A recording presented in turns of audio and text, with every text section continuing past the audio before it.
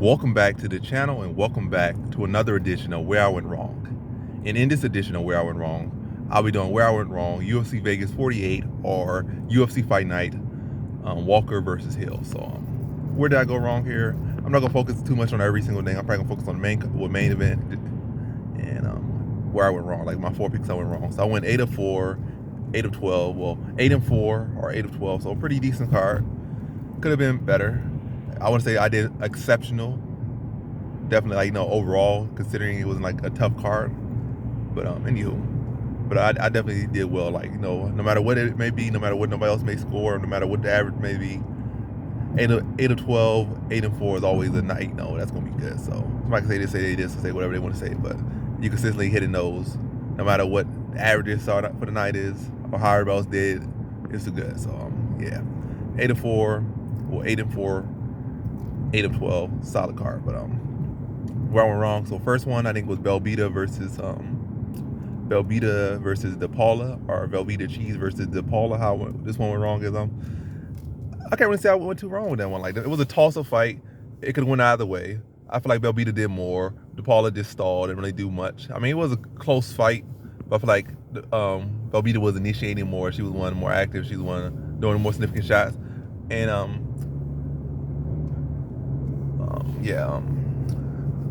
DePaula wasn't doing much. And she did actually do more grappling. I thought Velveeta be the one attempting grappling more, because DePaula had literally not even attempted a single takedown in her career inside the UFC, but it was the other way around. DePaula was more active with her grappling. And like I said, like, these go close fights, even you're not really doing nothing, the person doing, adding that extra element more so gets the hand raise. But I still feel like Velveeta should have won. But I can't say it's necessarily a robbery or such a controversy. It's a battle between two low caliber women. So, like, I don't know. I guess if you were putting money on it, like, you bet less, win more, going with the dog in that fight. And it was like a dog or pass type matchup for me, to be honest. It wasn't like Velveeta was so much better than her. She was the favorite, but it wasn't no clear. It was very much not clear. Could have went either way. Could have went either way, and that's how it went. And Paula got her hands raised, but can't feel too bad about it. One, like I said, I'm not losing the zero sleep on that one. It is what it is. It's like one of those matchups that could go either way. Two low caliber women. And then next one was Jessica Rose Clark versus Stephanie Egger. And this one, I feel like I underestimated Egger a bit in this one. I know where some of her skills are. Maybe missed a couple big things in that one. I just feel like her last opponent wasn't that good, so I thought, and also the fact she lost to Tracy Cortez and stuff. I'm not saying Tracy Cortez is bad or not, but Tracy Cortez hasn't been looking the best of herself either, so that kind of makes me shaky. I just feel like Stephanie Egger, she did look good in her last fight prior to this one, but her last opponent was not the best, and also had weaknesses in her grappling specific to what Egger presented. Very big weaknesses, and like almost a theme, like even against women that weren't that good or didn't have that decorated, like she would give her those same positions. I thought, like, Egger gonna dominate her. It's an easy pick right here. So I thought with Jessica Rose Clark, I thought, like, similar to Tracy Cortez. I'm not saying I don't know. I don't think they're too far off. I think they will have a very competitive fight. All I said, probably more competitive than Egger had with Tracy Cortez. I would feel like that at a given time.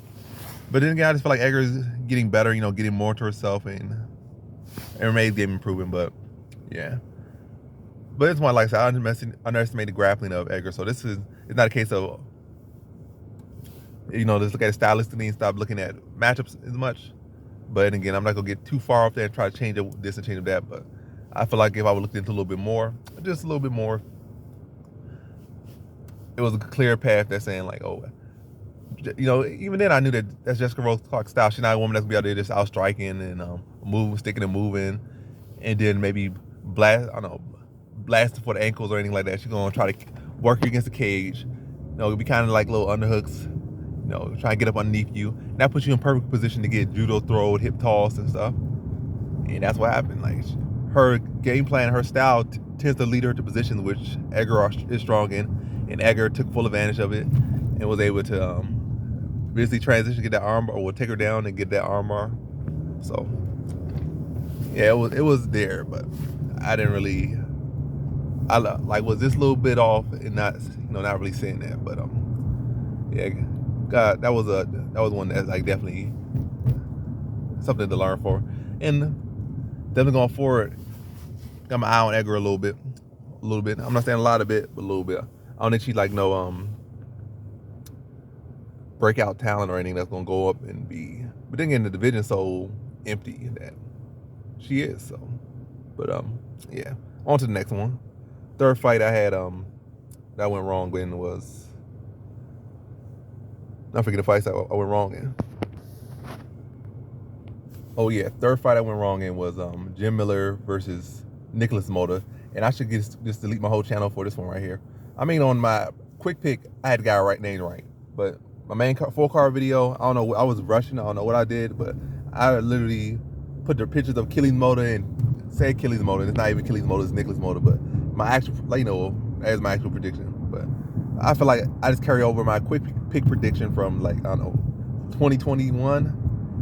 Nicholas Mota, but I don't know, I got the names mixed up and their faces mixed up in my full card prediction video, but I still predicted it like what I saw for Nicholas Mota and not Achilles Mota.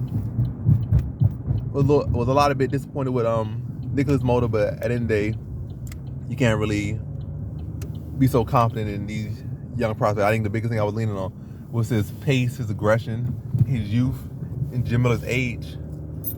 And I did think like he would be able to push a pace that would drain Jim Miller, but ultimately he didn't really enforce that in the game.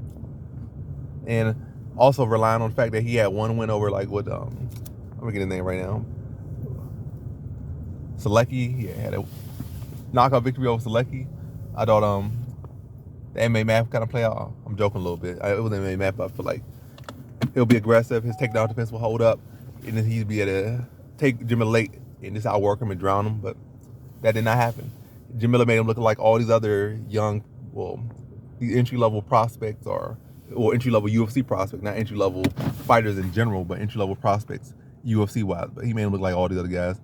But just schooled him, outskilled him, lined him up, knocked him out. But yeah. So with Jim Miller, unless the guy's like a truly solid, verified check mark or whatever the case may be prospect, that's like this is a blue chip prospect, entry level, even if it's guys that will go on to be a blue chip prospect or go on to do great things, unless he come in the UFC that's solid like that, I can't really expect him to walk over Jim Miller. I mean, Joe Selecki was stylistically that, and I picked Joe Selecki to beat him. But Joe Selecki was more of a grappler. So somebody that maybe will initiate grappling with him like Selecki, yeah, that would be the person I would pick over him maybe. That'd be like, very solid grappler like Selecki. And I did pick Selecki over him. And yeah, that was one time that one of those, fresh-faced prospects in the UFC did beat him. But outside that, it's not really been any of them. Probably he might only be the one that had beat him. Like, freshly coming to the UFC, maybe 2 or 3 fights in the UFC or less, and had beaten Jim Miller. Other than that, these other guys coming in, they usually get stopped by Miller, and people usually lose to are fellow veterans. That might be the case. He don't really lose to guys that very often that are freshly into the UFC. So going forward, just gonna be something to look for, unless they're like a very blue chip prospect or like a heavy grappler base fighter, or just such a technician on the feet. Other than that, it's gonna be hard to pick him. So pick against Jim Miller in these matchups against these guys with 3 or less fights in the UFC at the time they're fighting him, especially debuting fighters. But yeah, that was my third loss on this card. Then my fourth loss was Badalt versus Porter, or Parker Porter versus Alan Badalt. And what went wrong with this one? I just reached this one. Like I said, I feel like the card was I feel like I might have picked was solid. Every now and then you just throw in a little wild card in there, and that was none of these wild cards. And I'm like, I don't need to always be doing these wild cards in here, but I just seem to like throwing wild cards in here. This not impressed with Parker Porter. It's heavyweight division, and I feel like Badalt, he's kind of sloppy and untechnical. I feel like he might be able to I just feel like he had more power, and I felt like he had worked on his takedown defense. But ultimately, Parker Porter was the more well-rounded fighter, and I knew that. He's the more well-rounded fighter, more technical fighter. But I thought it was heavyweight. All it takes is one shot. If you keep just on his feet long enough, just be aggressive and hope to land something, he could do something. But outside of that, smart money was on Parker Porter. more around the guy. It's not like Badot is this big killer on the feet. Like this guy that's been knocking decent talent out. Is might not be the most technical. He not been this guy that's just sliding people underneath the ring. He ain't been that guy. So like, there's really no reason to do that. And one fight he did look to do that and was kind of having success against Nascimento, having a lot of success against Nascimento, at least early. He and himself got knocked out in the second round. So it's not like he has a track record of that. So like, there was really no reason to lean to Badot in that one. It was a case like you just leaned into him because of maybe his size, maybe the fact has power. But like I say, even though he got it, it's not like he has a history or it's a pattern to be the guy that comes through and get those knockouts like that. So yeah, it was no reason to lean to Badot in that one, but I did. I knew it was a reach pick. I put a low confidence on that, but definitely could have did without that one.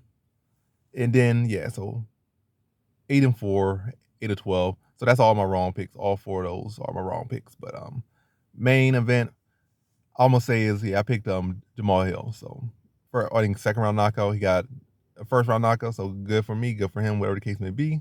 But what I'm gonna say about Johnny Walker and a lot of these other fights like Cody Garbrandt, I'm gonna say those 2 for now because a lot of those people. But I'm not trying to think of all their names or talk about them. I was trying to make a quick little point. But with these fighters that everybody say, oh, their chin's gone or they can't be. If they had a better chin, they'll be this, they'll be that. Like Cody Garbrandt and Johnny Walker. I'm just gonna say those 2 right now. And I don't think it's a lack of chin too much. Cody Garbrandt, I feel like his chin could be pretty high on the glass tier list. But I don't feel like Johnny Walker's chin is all that much glass. He fights at a big weight class or a heavier weight class. So, that's a lot of weight going to your chin. But it's not like his chin is just like you just pluck it and he go to sleep. Or you see him get knocked out by jabs. He get knocked out with some power punches. And it's not, for me, I feel like the reality of it is not a lack of chin. It's a lack of skill. And I feel like on the feet, I think his lack of boxing showed. Like, he like throw the little kicks out, they look flashy and play that fake karate style. But in the day, Johnny Walker really don't got hands like that. He got some decent little kicks. He's big, he's long, he's unorthodox.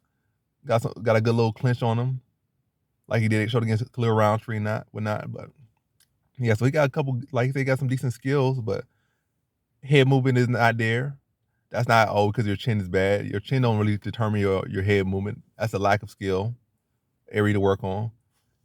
Lack of arsenal with his hands, lack of boxing again. So it's a lack of skill. Footwork could be better, like eyes could be better, fight IQ could be better. But if he had like he worked on like 1, if not 2 of those things, he would get knocked out a lot less, or nobody would be able to say, oh, chin is bad. A lot of these things would not have happened to him. And against Jamal Hill, like Jamal Hill literally was, I don't know what he was doing. Why was he doing a 1-2? And why was he leaned right into Jamal Hill's overhand? Like, I don't know what he did. Like, I don't know why he did that. Like, Jamal Hill wasn't even in position for him to throw that strike. Like, why are you doing a 1-2 and leaning in when he's on that angle? Like, your punch, even if he didn't, like, he just stood still, that thing would miss. All he had to do is lean back. I mean, he didn't have to do nothing to, yeah. Jab probably would have, matter of fact, Jab probably would not have really actually landed. Probably would have just touched at most. Like, it wouldn't have landed with any efficiency. The 2 would have just, all he got to do is just move back a centimeter. That ain't would have missed because, like I said, he's not even really in range for it. And if it did land, it would land with no power. It would probably feel like he getting slapped with a teddy bear. Like, the man was just not in position. And then all you really did is put your head on a platter for him to hit you with his overhand. Like, whatever the case may be, the man, he need to work on his boxing a lot. And I don't know why he ever got that big ego. His skills were never that great. But yeah, he need to go see a boxing coach and maybe get back with his OG coach. But I don't know. I haven't been following him that much to know if he has gotten back with his OG coach or not. But yeah, he need to work on it. He need to work on his boxing. He need to work on his head movement. I feel like defensively, he needs to work on his defense a lot. Matter of fact, he needs to go out there and probably start doing a lot of these rounds where either he does no strikes or does a few amount of strikes, and he just works on his head movement, his defense, and maybe his footwork. So defense, footwork, and head movement. Well, head movement is in defense, but his defense and footwork, but particularly work on that head movement. Probably work on rolling, turning, seeing the shot, seeing the foot position, and then maybe some little movement drills, whatever the case may be.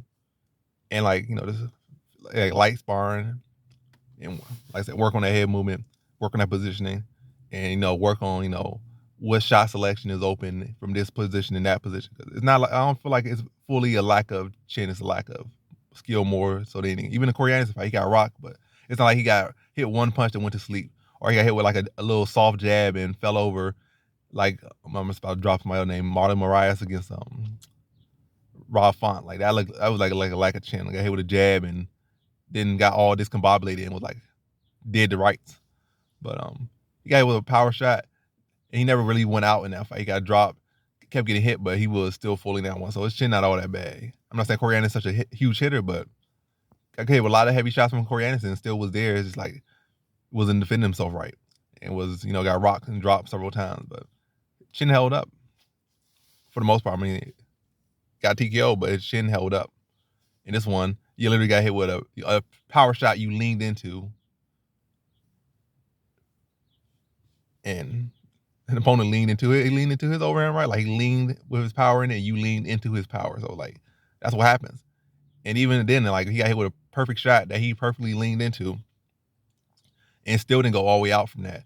There was the follow up punches that ultimately put him to sleep. So man, chin ain't that bad. It's just like again, more so a lack of skill than a lack of chin. But I've been saying it for like 20 minutes now, and that's the video. Thanks for watching. Like, comment, subscribe, and come back for more videos. Peace.